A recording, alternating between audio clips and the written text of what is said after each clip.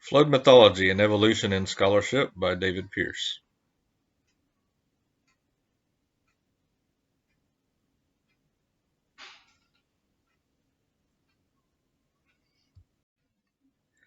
Among geography's greatest natural occurrences is the flood.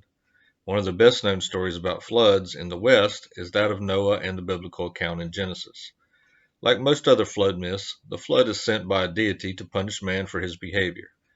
Academics have labeled the biblical account and the many oral and written deluge traditions around the world as myth.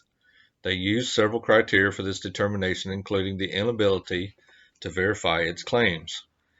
This project examines the trail of deluge or flood myths as they scan the globe and exist in almost every major ancient civilization and every inhabitable continent.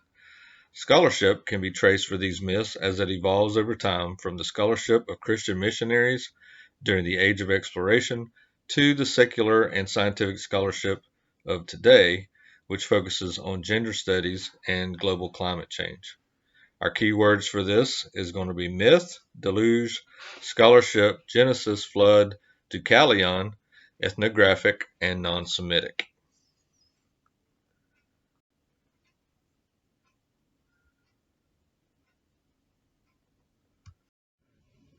What is a myth?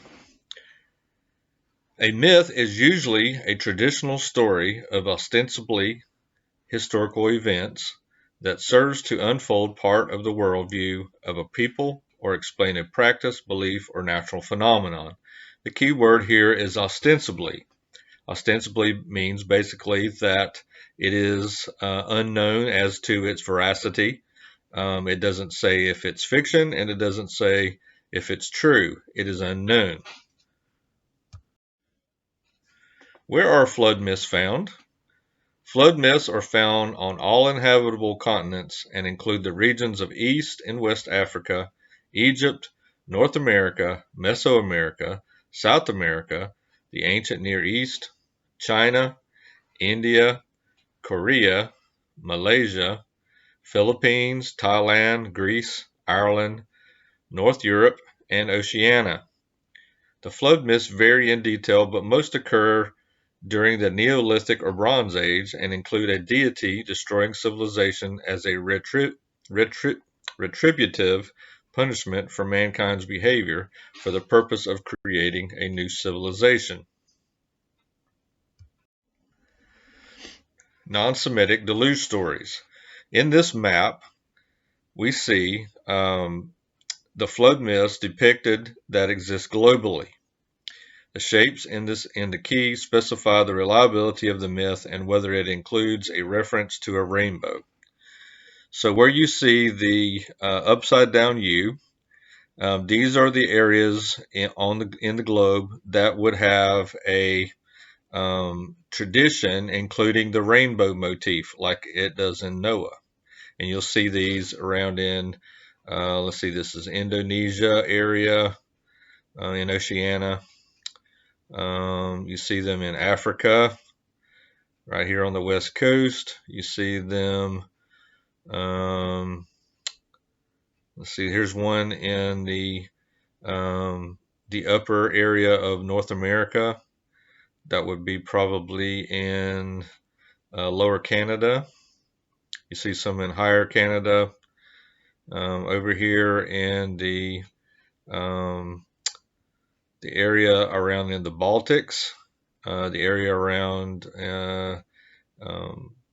around Arabia. Well, that would be Arabia. This would be the Mesopotamian right here. These are Epic of Gilgamesh and the story of Noah in Genesis.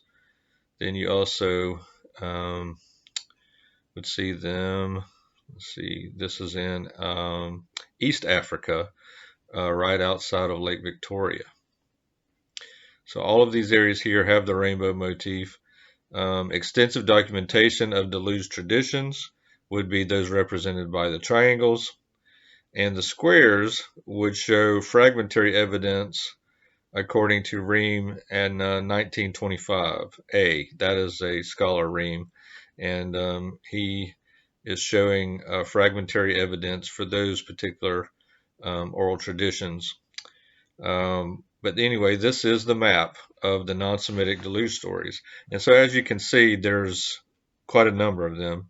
And so early on in scholarship, as we will see a little bit later on, the massive amount of flood stories basically gave credence to the Christian missionaries and their conclusion that it corroborates the story in Genesis. Okay, so here's some of our ancient Near East flood myths in just a little more detail. The first one, of course, is the most famous of all. Noah's Ark, told in Genesis 6 through 9.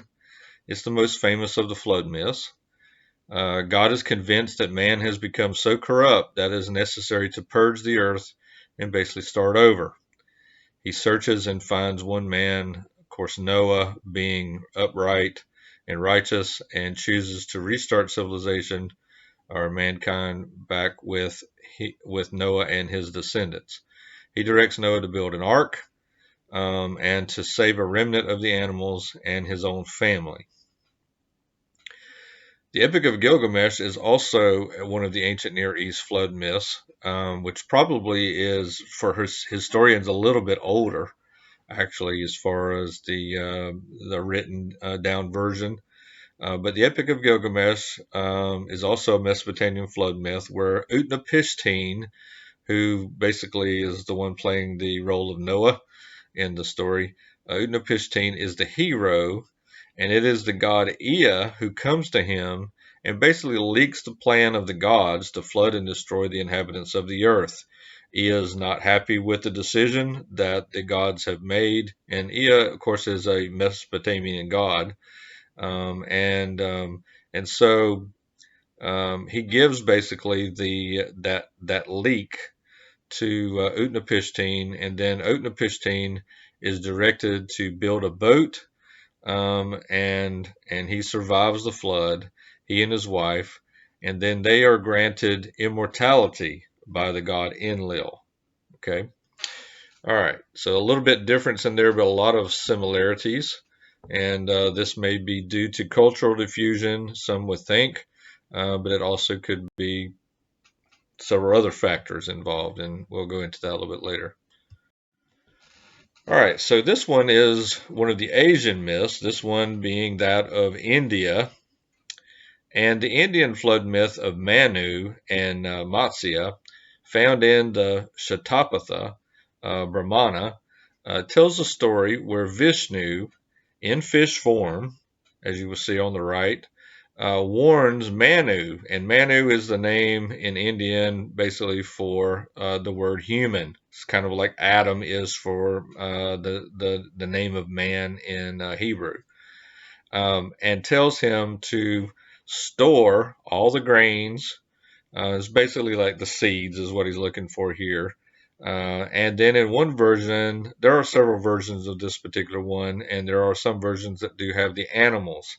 And many scholars, of course, think that that is an example of cultural diffusion coming from Mesopotamia about the one about Noah. And so in a boat, they basically escape the great flood that is coming to destroy mankind. And the way they do it is that Vishnu becomes a fish. He's in the form of a fish, and basically he guides the boat to safety.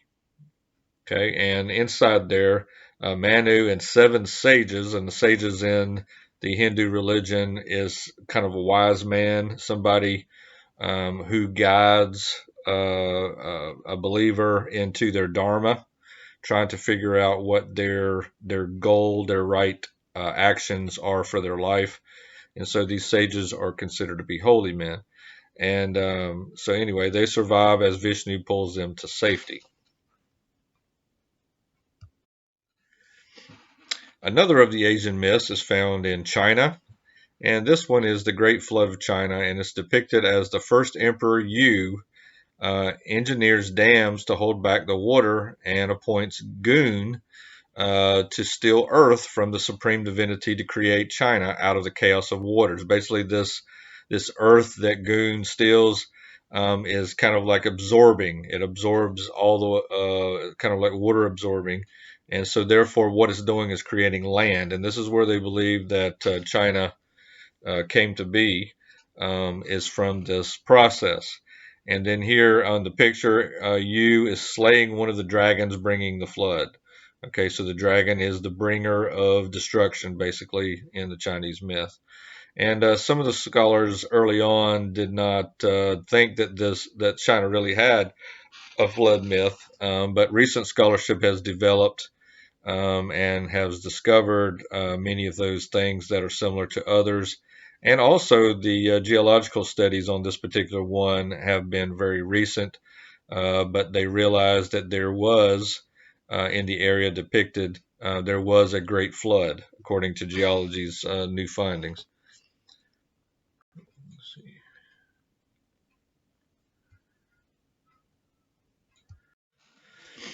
The next set is European myths, and this one actually comes from Greece. There are some other ones, but this one probably being the most famous.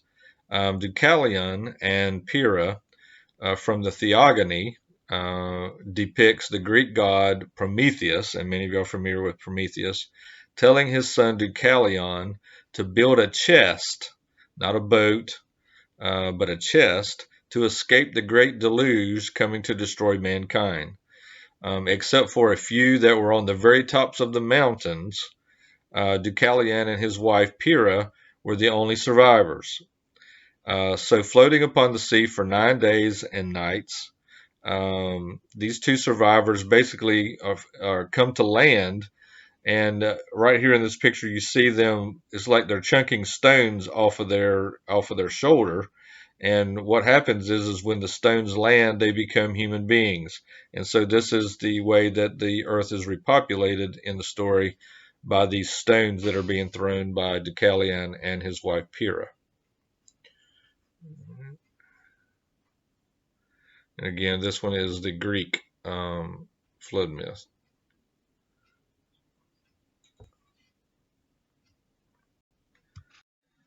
Okay, the next one is coming from the Americas, and as you remember from the map, this one had there was a lot of flood myths from this area. This one probably being one of the most prominent, and this one comes from the um, this one comes from the Aztecs. And the Aztec flood myth depicts Coxcox and his family as the only survivors of the Great Flood. The waters even covered the mountains, completely covered. This is one that sounds very much like Noah, where the mountains were all covered, the mountain peaks. Like the one in Deucalion, there were some mountain peaks that were still not covered, and some people survived from that. But in this story, like Noah, all the mountains are covered. He is told by the gods, Coxcox is, to carve out a cypress tree, as you see in the right there, and to survive the flood. He had 15 mute children. Of course, mute means cannot talk. And so these children were taught by a dove. And so this one also has the dove representative um, of the work of the deity, kind of like the dove is the sign to Noah in the story in Genesis, that there's going to be land. So in both stories, a dove is present, and this is sent by the Great Spirit to speak. And these were the ancestors of the Aztecs. Okay, so the children basically are taught by the dove to speak, and therefore these people become the ancestors of the Aztecs. Alrighty. The evolution of flood myth scholarship. I'm going to go into scholarship a little bit more detailed now. Beginning in the 16th century, early scholarship included non-Semitic flood accounts as corroboration for the historicity of the Genesis account, like as the map that we saw prior. The vast number of varied cultures that most likely had no instance of cultural diffusion served as proof of a global flood. Okay, so it doesn't look like cultural diffusion was an influence, but then it could have been also. During the early 20th century, however, two new trends of scholarship began to overtake this view. With a presupposition that Darwin's theories were accurate, archaeologists sought to examine the geological evidence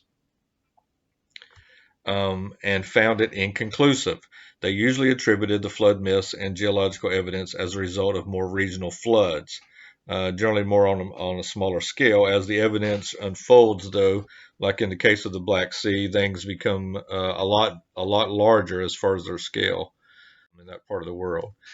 All right.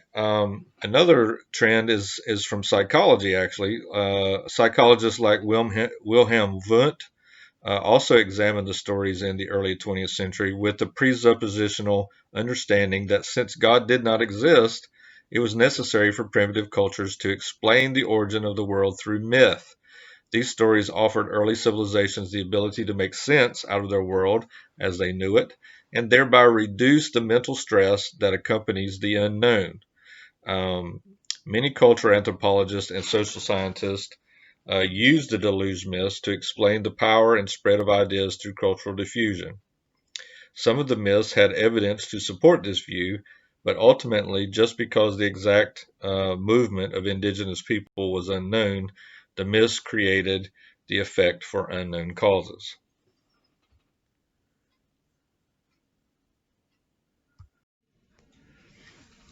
Since the 1980s, scholarship of flood myths have basically followed the academic trends of the day. During the 1980s, literary criticism dominated religious study, and comparisons were made to various genres of historical documents, including sacred myths. Understanding of the flood myths were made by determining its nature as a genre.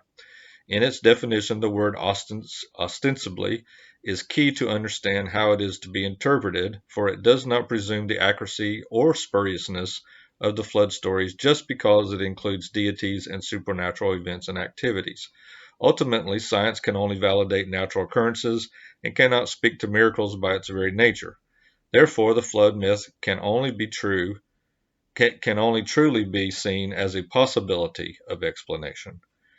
Most now agree that regional floods sparked the flood myths, but the claim for a global flood controversy continues as new evidence is discovered periodically that adds or subtracts to its validation. Specifically, things like the Black Sea from Robert Ballard.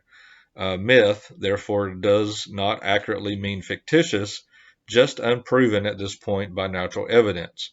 Examples of archaeologists being wrong and the myths found correct is in the case of Jericho and Troy, two famous cities. The story of Jericho, of course, is where the Israelites march and the walls come down. And when they found Jericho, they found it in the same manner that would have occurred if the story was true. And also the story of Troy, the Trojan War was depicted by archaeologists as being a myth, false or unproven, and later on, untrained scientists actually found that. All right. So, current flood myth scholarship. With the popularity of global warming theory and gender studies, these two areas of study have infiltrated flood myth scholarship. Possible reasons for local and regional floods are attributed to global warming, and possibly the idea of a global flood can be explained in these terms, although it is not the aim of those involved in the scholarship. Theirs is not to prove that a global flood occurred, but maybe to prove how the regional floods occurred. All right, so the second part is gender study. Gender study scholars are examining flood myths to show the patriarchal nature of early civilizations. The role of women is almost always depicted as the helpmate to the hero. Women are seen as necessary for the replenishment of the Earth's population, but are not held in high esteem or equality with the patriarch. This type of scholarship does not deal with the veracity of the flood myth, merely the understanding of the civilization that formulates it. All right, and here are my references. Thank you